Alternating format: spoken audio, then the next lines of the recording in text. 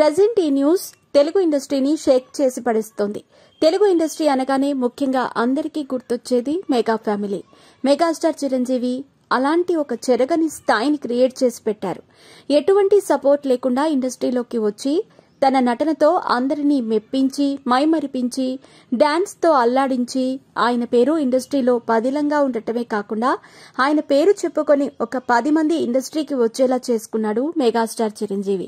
బిజీగా గడుపుతున్న లైఫ్ లో చిన్న బ్రేక్ తీసుకుని ఎంజాయ్ చేయాలి అనుకుంటున్నారా? అయితే వెంటనే ఆర్వీ వెకేషన్స్ ప్రైవేట్ లిమిటెడ్ ని సంప్రదించండి. మరిన్ని డీటెయిల్స్ కోసం సంప్రదించండి 7997979960.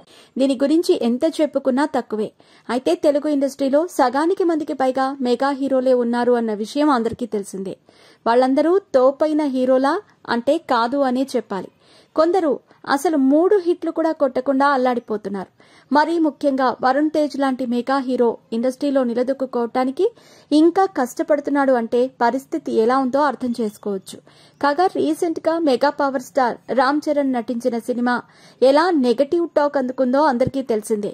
అయితే గేమ్ చేంజర్ సినిమా విషయంలో తప్పంతా కూడా డైరెక్టర్ శంకర్దే అంటూ చాలా మంది జనాలు మాట్లాడుకుంటూ వచ్చారు.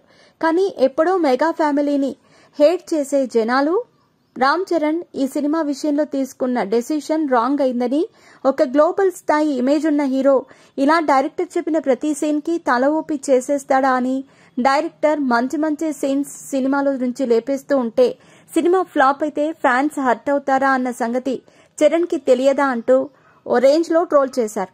అంతేకాదు చరణ్ పై దారుణంగా నెగటివ్ కామెంట్స్ కూడా చేశారు. కొందరు అసలు చరణ్ కి గ్లోబల్ స్టార్ అన్న ఇమేజ్ తీసేయాలి అంటూ కూడా కామెంట్స్ చేస్తున్నారు. ఓ పాన్ ఇండియా హీరోకి ఇలాంటి సిచ్యువేషన్ ఎదురవటం ఫ్యాన్స్ కి హర్టింగ్ గా అనిపిస్తుంది. చూడాలి మరి చరణ్ ఈ నెగటివ్ టాక్ నుంచి ఎలా బయటపడతాడో.